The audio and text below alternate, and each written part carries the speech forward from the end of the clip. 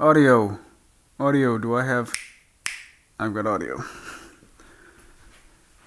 Alright, so I'm in the middle of... Well, not in the middle. I'm in between projects, and I'm about to start on something else.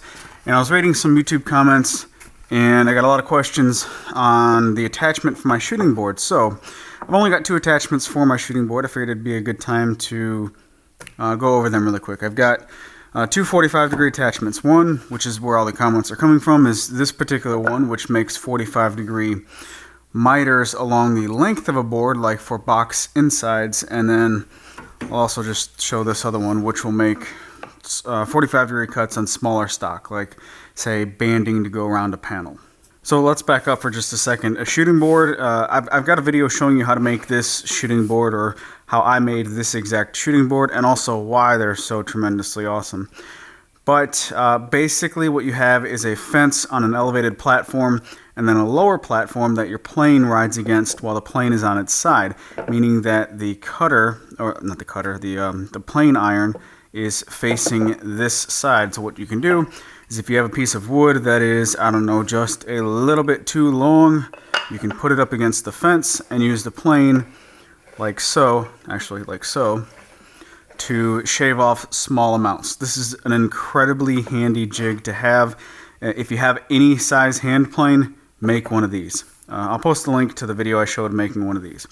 So that's the basis of a shooting board, and of course you can add a bunch of stuff to it. The first thing that I added was this little attachment for 45s. So if I'm using this type of wood to, say, band around a panel, make some miters to go around a panel, then you can cut a rough 45-degree angle, which is a little bit too long, and clamp this in place, and then you can shave up to get a perfect 45-degree angle with the hand plane. Now, as far as the angle this way of the miter, that can be tweaked by the angle of the blade, or the plane iron. And as far as this angle goes, you should be able to get this dead on. If not, then what you can do is, back up. In order to get this dead on, you can make a couple test cuts, put 2 together with a square, and determine if you need to open or close the miter. And based upon those findings, you can taper this with the hand plane. So if you need the miter to be a little bit more in this direction, then you take a small pass, a little bit longer, a little bit longer, a little bit longer, and then finally a full length pass. And what you did is you just changed the angle a little bit like this. Flip-flop that around, and you can change it this way as well. So you can really dial this into 45 degrees. And the simplest attachment that I found in order to do this is to just cut a little notch in here and put a clamp. So I've seen a lot of these style attachments where they screw down into threaded rod and all that stuff, and that may work, and that's all fine and dandy, but this is just incredibly simple. Just clamp it in place and you're done. So that's this attachment. I've used this quite a bit. Just, the KISS, keep it simple, stupid. So there's that.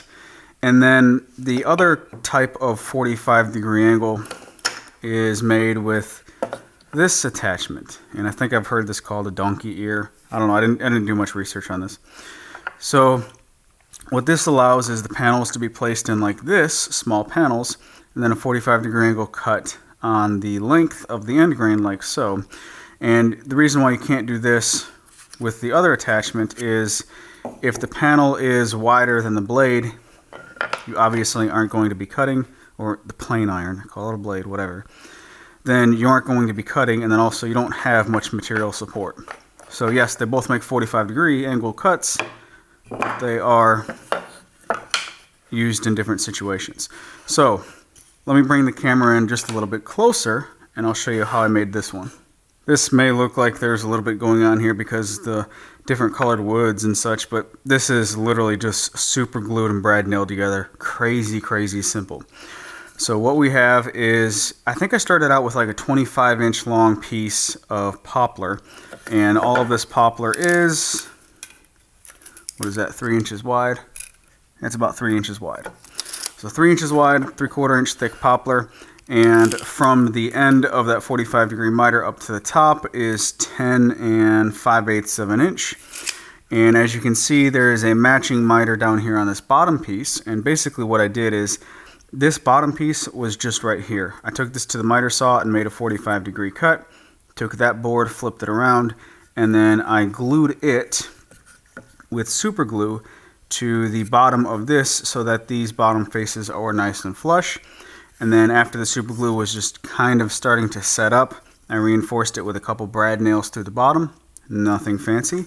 After this angle was established, I found another little piece. I think it was either cut off of this side or cut off of this side, one of the two. And I cut another 45-degree angle on it up here. And wherever this fit into place, that's fine. This is just support or reinforcement. So again, super glue on both of these joints, stuck it in there, let it set up just a little bit, and then I reinforced it a little bit here with some brad nails, and it looks like I did not do any on the bottom. So extremely simple. And after that was done, I put it up against here and realized I needed a fence on this back side. So again, very simple, just a little 1/8 of an inch thick strip of hardwood, in this case walnut. I super glued it onto this piece and reinforced it with a couple brad nails. And because I have a thickness added to this ramp piece, in order for this to fit flush up against the fence, I needed another piece over here. So the same material, I stuck another piece over there, and that gives 2 contact points up against this fence that are the same thickness. So with the contact points on the outside, it allows you to clamp in the middle and guarantee that this isn't going to rock at all. I didn't want one that goes all the way along the length of this and then attaches to the fence, and then for some reason there's a little hump right here or maybe something in the fence, and then this rocks back and forth. So 2 contact points, clamping in the middle, guarantees that that stays up against the fence and won't rock back and forth. Now, when I had this up against the fence, I did have to shave these down just a little bit for 2 reasons. Number one, to establish the angle this way to make sure it was nice and perfect, which shouldn't be much so long as you're using square stock and all that. But also because I wanted the contact point on these walnut strips in relation to the fence to be as high up on the fence as possible. And that way, if the clamping force is below it, it would want to rock the whole thing this way. And of course, it can't rock that way because this is in the way. Hopefully all of this makes sense. Because if the contact point was up here and clamping force is a little bit higher, it'd want to rock this way. So I'm just trying to at all costs avoid that force.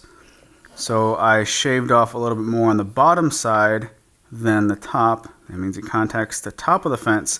And then also to ensure that the clamping force is as low as possible. That's where this piece comes into play. It's literally there just to reduce the amount of contact surface area on this horizontal piece. So if I can maintain all of the clamping force on the bottom side here, it will want to guarantee that this thing doesn't rock in that direction when the clamping pressure is applied. Maybe that was a little bit confusing, but it all makes sense in my head. So now this can be applied, I'm sorry, I don't even need to go through the middle, like so, lining up with that. The clamp head touches the work surface as well as this walnut strip down here, and then over here the screw is just touching the back side of the fence. It gets tightened down just nice and secure, and this doesn't want to move at all. So that's it. It's extremely simple. Just some scrap pieces of poplar, nothing fancy. It gives you a fence to reference up against to maintain 90 degrees, and then again to really fine tune the joint if needed. You can skew the plane blade one way or the other to open or close the miter. But I have this pretty much dialed in to where if the plane is set for the rest of the cuts, it should be set with this particular style cut as well. Alright, hopefully that answers any questions you may have had. I'm not going to go into great detail on my website as far as all of these pieces, but if you are interested in duplicating this exact same setup, I will have a SketchUp model that you can download and get the dimensions from and all that. No plans or anything. I'll put together a SketchUp model with the exact dimensions of everything that I have here if you're interested. Thanks for watching, and I'll catch you guys in the next one.